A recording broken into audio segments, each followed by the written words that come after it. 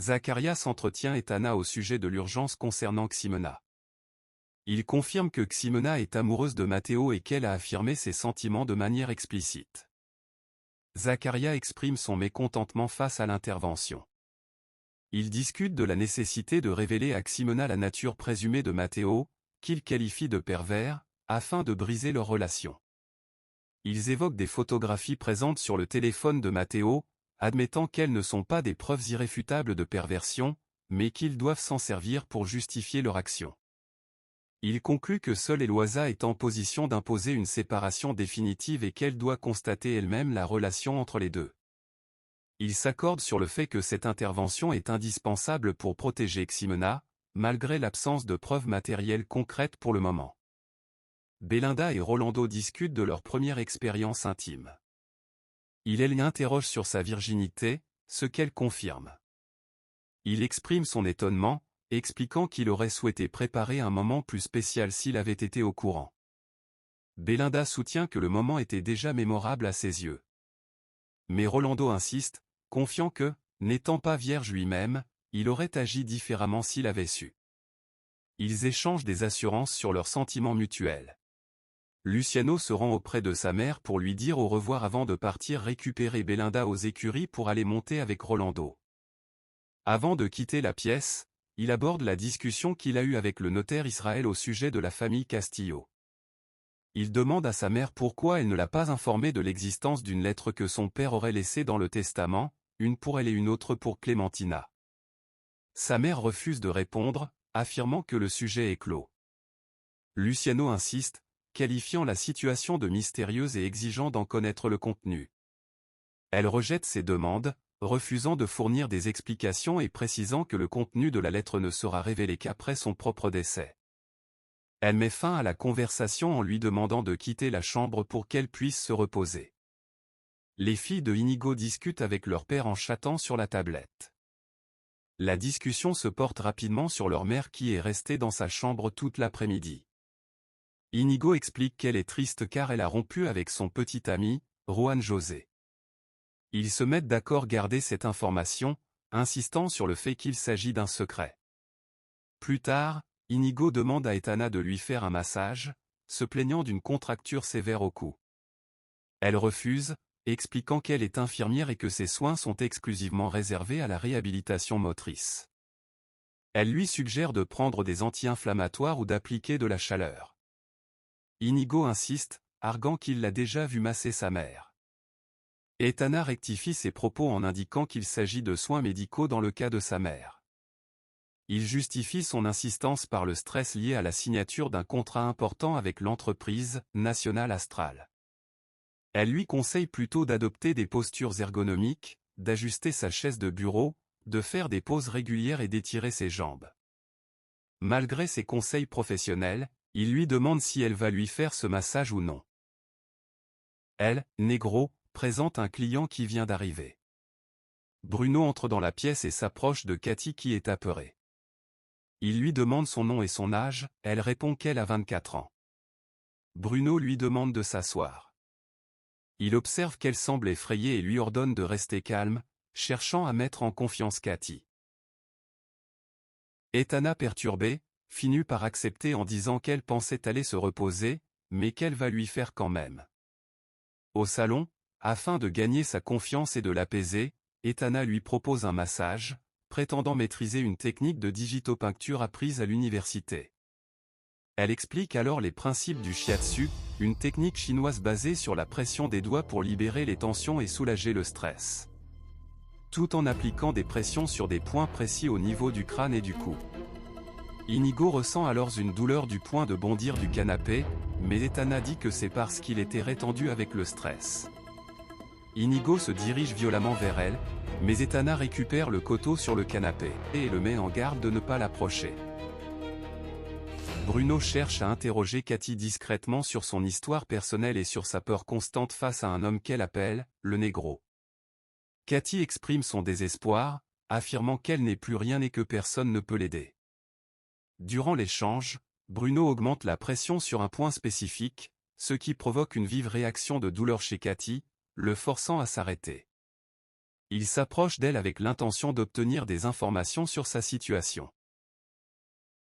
Plus tard, Karim prépare le dîner au Lur Zakaria pour le remercier et l'accueillir chez lui. Ils échangent quelques mots sur les travaux ménagers et sur la fatigue de la journée. Elle raconte qu'elle a passé la journée à chercher du travail, suivant les conseils du docteur Mandiola, et qu'elle a déposé son CV à Matelin.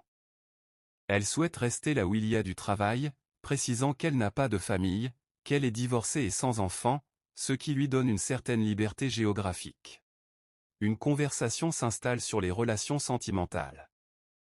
Karine évoque les racines de son interlocuteur, soulignant qu'il a sa famille ici, contrairement à Etana qui est seule, selon elle, sur le point de partir une fois sa quête de justice terminée.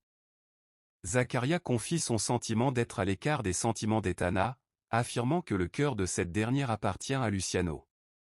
Elle confirme cette analyse, décrivant les sentiments d'Etana comme étant instables, comparables à une roue de la fortune, tout en assurant qu'elle sera là pour la soutenir, quelle que soit l'issue de sa situation amoureuse. Etana justifie la technique de massage qu'il a reçue, Inigo s'excuse, et dit que la pression exercée était parfois trop forte, bien qu'il ait apprécié l'attention. Etana finit par s'éloigner. Le lendemain, Bruno et Etana se croisent, elle le salue mais lui l'ignore. La tension monte lors d'une confrontation entre Bruno et Etana. Bruno aborde Etana avec hostilité, lui reprochant de l'ignorer et de se comporter comme un enfant mal élevé au lieu de faire preuve de maturité face à la réalité de leurs sentiments. Il l'accuse d'avoir entretenu une relation secrète avec Zakaria, affirmant qu'elle se rendait dans un motel de la route pour le retrouver. Etana nie fermement ces accusations. Elle s'interroge sur la source de ces informations erronées et défie Bruno d'expliquer pourquoi, si elle était effectivement avec Zakaria, il se serait rendu dans un motel alors que ce dernier possède une maison à San Benito. Etana profite de cet échange pour mettre les choses au clair sur la nature de leur relation. Elle explique à Bruno qu'ils sont fondamentalement inadaptés l'un à l'autre. Elle souligne la différence d'âge qui les sépare, leur appartenance à des classes sociales distinctes, et surtout, l'opposition farouche que sa mère manifesterait inévitablement face à une telle union. Elle affirme que ce dont il a besoin est une partenaire capable de lui offrir la paix, la sécurité et l'harmonie, loin des complications et des conflits qu'elle risque de provoquer dans sa vie et au sein de sa famille. Elle se définit elle-même comme étant incapable de lui apporter cette stabilité. Finalement, Etana propose de clore ce chapitre sentimental en acceptant de maintenir, au minimum, une relation de courtoisie et de respect mutuel, rejetant ainsi toute possibilité d'un avenir amoureux entre eux. Dans le bureau, Bruno parle de la rencontre qu'il a eue avec Cathy et l'état de terreur de la jeune fille, ce qui conduit le groupe à débattre des preuves nécessaires pour agir. Luciano souligne l'absence de preuves tangibles et le manque d'antécédents judiciaires du suspect, tel que rapporté par le maire aux compagnons de Belinda. La crainte de mettre en péril la sécurité des jeunes femmes retenues freine toute velléité de dénonciation immédiate. Il est convenu de solliciter un entretien formel avec le maire afin de définir une stratégie de sauvetage sans exposer les victimes à des représailles. Larissa envoie l'audio qui prouve la trahison d'Inigo à Bruno. Lorsque Bruno pénètre dans une autre pièce de la propriété, il écoute le message, en s'installant à table point et elle est aussitôt interpellée par les autres membres de la famille au sujet d'un message audio reçu sur son téléphone. Devant l'insistance de ses proches, Bruno accepte de diffuser l'enregistrement. La voix d'Inigo s'élève alors du haut-parleur. Le message détaille une manœuvre financière frauduleuse, il y expose que le projet d'investissement proposé à la famille est une imposture destinée à précipiter la faillite d'Amador et la perte totale des capitaux investis. Il conseille explicitement de trouver un prétexte pour se retirer de l'affaire. À la fin de la lecture, le silence s'installe. Eloïsa demande des explications car elle n'a aucun doute sur la voix d'Inigo. Au même moment, devant la demeure, Juventino accueille un livreur qui dépose un imposant colis. Il s'empresse de signer les documents de réception. Une fois le livreur parti, il contemple le carton de très grande dimension. Il s'adresse aux personnes présentes, décrivant avec enthousiasme les caractéristiques techniques de son nouvel achat, un téléviseur à haute définition qu'il compare à un écran de cinéma. Il rejette les remarques concernant l'encombrement du meuble et le prix élevé de l'appareil, affirmant qu'il a réalisé une bonne affaire en achetant un modèle d'exposition et qu'il soldera la dette sur une année. À l'intérieur, la confrontation reprend entre Eloisa et Inigo. Eloisa lui fait écouter l'enregistrement audio. Inigo tente de se dédouaner en arguant de la possibilité, offerte par l'intelligence artificielle, de falsifier n'importe quelle voix. Cette justification est immédiatement rejetée par Eloisa. Elle lui rappelle les informations confirmées par le journaliste Vicente Incinza. Inigo était parfaitement au courant de la situation depuis longtemps et a délibérément dissimulé les faits. Face à cette preuve, Eloisa lui réitère l'ordre de quitter définitivement les lieux et de ne plus jamais se présenter à la hacienda. Pendant ce temps, Juventino, qui se débarrasse de l'emballage en carton de son téléviseur. Il s'interroge sur les procédures de configuration, notamment la connexion à Internet et la gestion du courrier électronique, dont il ne maîtrise pas les rouages. Il sollicite l'aide des membres de la famille, mais essuie un refus immédiat de son fils, trop occupé par les affaires du rancho. Juventino décide alors de remettre l'installation à plus tard, tout en exprimant son souhait de retourner à la propriété pour rester attentif à tout besoin. Juventino, ignorant les tensions qui déchirent le salon, s'occupe de ranger les débris de carton. Il s'agace de ne pas pouvoir installer son téléviseur immédiatement, tout en contemplant l'écran.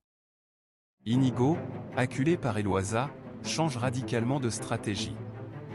Il se lance dans une tentative de chantage, affirmant que son départ précipitera la faillite du rancho, car la transnationale Astral ne traiterait qu'avec lui.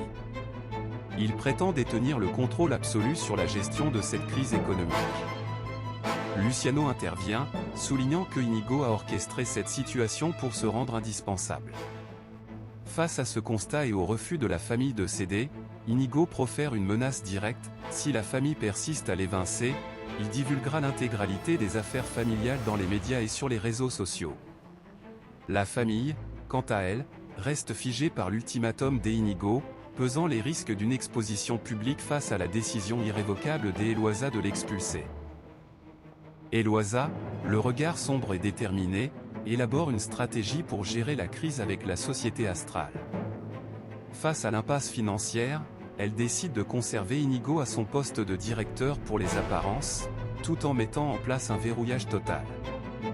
Elle impose une surveillance stricte, tous les documents devront être imprimés et scellés sous son contrôle direct avant toute signature, empêchant ainsi Inigo de dupliquer des contrats ou de se livrer à la moindre manœuvre frauduleuse. Cette décision, bien qu'éprouvante, est acceptée par ses proches comme le seul moyen de maintenir le cap tout en neutralisant l'influence de celui qu'ils considèrent désormais comme un danger pour la famille. Dans les couloirs, Micaela, observant l'agitation, se demande ce qui se trame. Clémentina n'arrive pas à entendre. Ximena dit qu'elle peut passer déposer des assiettes pour écouter, mais Miacla la freine. Elles se mettent à se disputer, Ximena explose et lui répond. Clémentina se demande ce qui se passe, mais Ximena dit qu'elle a besoin d'air frais, qu'elle ne peut se trouver dans la cuisine. Eloisa affronte Inigo, dont l'arrogance masque mal sa panique. Inigo refuse de se soumettre, se présentant comme une victime injustement accusée. Il rejette les ordres et conteste la légitimité d'Eloisa à le diriger. Le ton monte. Inigo, acculé, tente une manœuvre d'intimidation. Il menace de divulguer des scandales et de saboter les contrats avec Astral et d'autres partenaires, affirmant que son départ forcé entraînerait la ruine de l'entreprise. Eloisa, imperturbable et implacable, le remet à sa place. Elle lui rappelle qu'elle est prête à tout, y compris à le faire envoyer en prison pour abus de confiance, fraude et conspiration, s'il tente de nuire à sa famille. Pour elle, la protection des siens prime sur toute autre considération, et elle se dit prête à se montrer impitoyable, même envers ceux qui partagent son sang, s'ils se dressent contre elle. Elle lui dit que s'il pense que tout est fini pour lui, il peut encore perdre plus, en le menaçant de le retirer du testament et lui retirer toutes les propriétés de la famille. Dehors, dans une autre partie de la propriété, Zaccaria aborde Ximena. Il demande si elle va encore rejoindre Matteo. Ximena en a marre. Pour Zaccaria, l'attitude de Matteo, qui préfère cacher leur relation par convenance familiale, est une insulte à l'amour qu'il porte à Ximena. Il lui demande à ne plus se laisser traiter ainsi, lui reprochant de permettre à Matteo de la reléguer au second plan. Ximena lui répond que c'est bien ce que Zaccaria a pourtant fait. L'état de santé d'Eloisa devient inquiétante. Sous le poids du stress intense, elle perd le contrôle. Ses proches, paniqués par le risque qu'elle s'effondre, tentent de la convaincre de se reposer et de différer la confrontation avec les directeurs d'Astral. Mais Eloisa refuse de céder. Elle insiste, la réunion aura lieu, et elle sera présente pour superviser les décisions, aux côtés d'Inigo, Matteo et Bruno. Elle martèle ses exigences, le respect de la hiérarchie et l'exécution stricte de ses directives. Elle ne supporte plus la trahison et exige que chacun tienne son rôle, sous peine d'exclusion définitive du cercle familial. Elle finit par se retirer pour se reposer, entourée de Luciano et des autres, qui s'efforcent de veiller à sa tension et à son bien-être médical, cherchant désespérément un apaisement dans cette tourmente. La scène se déplace enfin vers une conversation intime et désespérée. Inigo, isolé et conscient que son empire s'effondre, se tourne vers Nuria.